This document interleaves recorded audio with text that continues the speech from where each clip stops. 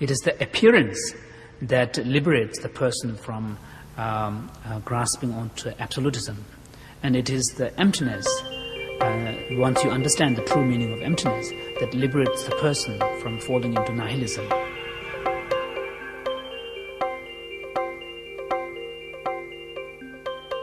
The story of humankind is one of cyclic adventure, a journey through portals of absent-minded mindfulness, a seduction of dreams and forgotten tales, a liturgy of absence and drowning in illusions. It is the story of consciousness in all its forms, enacted and explored in the name of finding and dissolving division. The cruel ecstasy of separation is the machine ensuring every cog remains oiled as it effortlessly shifts from position to position. The illusion is a gift which is given unto rock pools to allow the intrinsic essence of who you really are to play, form, reform and return to the transcendental source of all things. At this time, the human adventure has reached the end of a story and cycle which is now revealing the successes and failings on the mundane level of the collective dream. The fear and mistrust that is prevalent in this current zeitgeist is symptomatic of a greater process which is overcoming the accumulated karma of angels and demons, manifesting into the forms of the real from the unreal. The pressure of this transition is being played out in the emotions, drama and sleepwalking of our species. There are two perspectives which are now seeking transcendence, one of which is false in its sense of intrinsic individuality, and it is this perspective, or frequency, which, like a spoiled child, is now passing through the school of perennial wisdom. It is lost and in doubt of itself, and yet it is the most vocal and seeks to enforce its identity through the current world of appearances. It is the end of a childhood which was allowed to exist for an infinite series of causes, now seeking greener pastures. The harvesting of souls is a testament to the process as mentioned in the Bible. Extra-dimensional influences who themselves are going through the same process are now in the beginning of regrouping and recognizing an impending return to the stars from which they came. The journey of cooperation increasingly becomes frustrated between both the indigenous host and the visitors as the game of musical chairs ensues.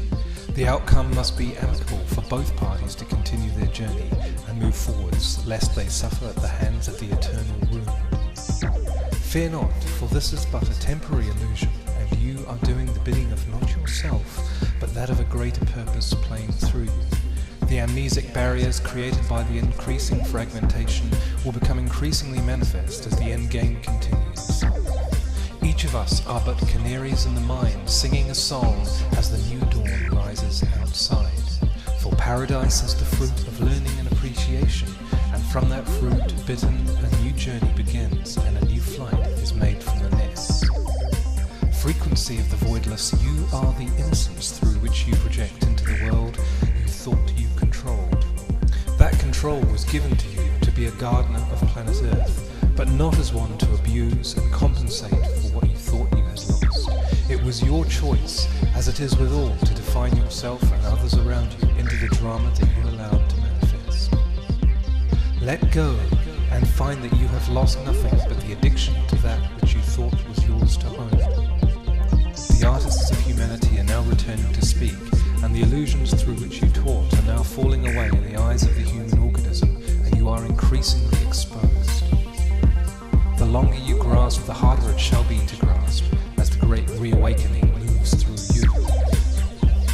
For that which you grasp and become is governed by the natural flows of progression, and what weakness you perceive as your own is merely that lesson you must learn before the lion lays down with the lamb. An eternal spring without hunger beckons you and all to lie together, sit in each other's company, and bask in the infinite knowledge, interconnected without addiction or rejection. A recognition between all beings that they are mere vessels on a world within worlds, living in the dream time, singing the songs of angels and flowers, merely visitors of the temporary, passing through to see the familial nature of reality.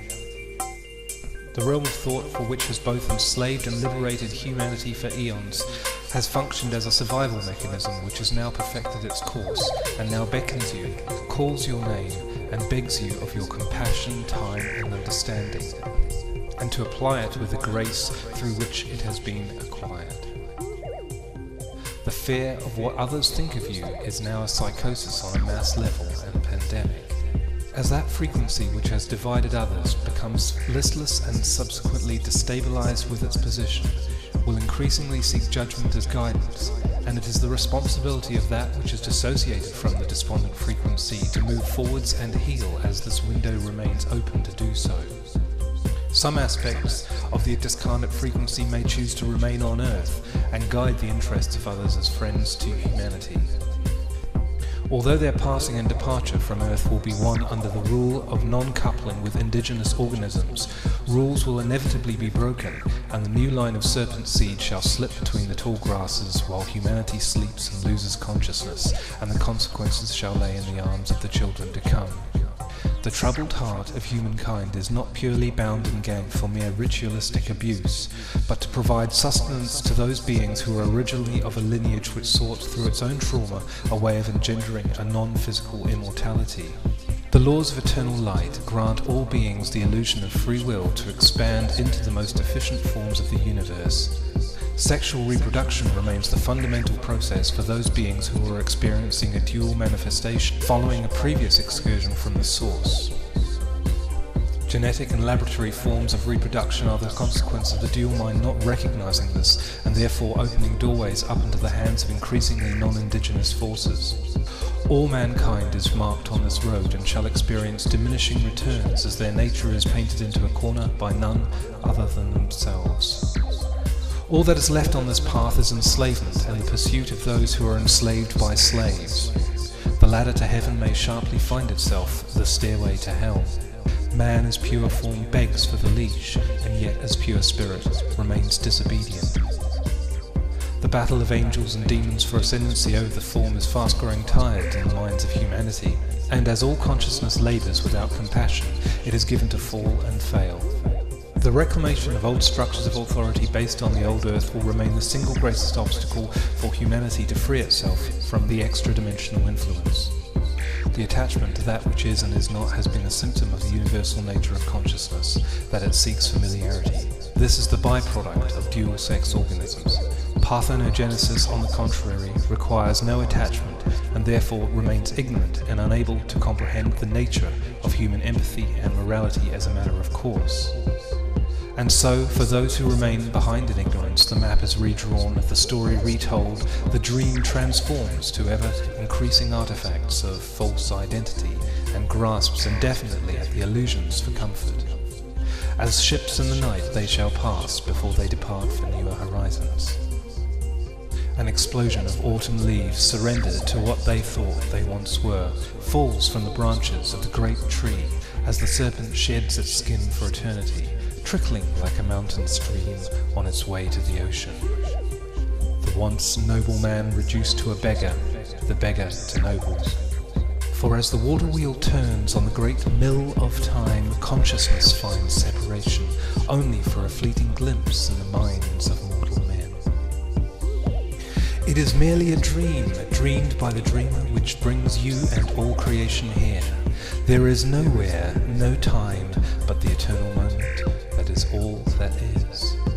And through that moment of bliss, that which is the telltale sign of infinite grace, you shall find yourself unchained like a bird across an open sky. Far above you, the teachers of old look down upon the earth and watch as friends from afar. Your troubled childhood was not your own, but the wind that shook the barley. Give thanks for small comforts, for between the toils of man lie lessons and treasure.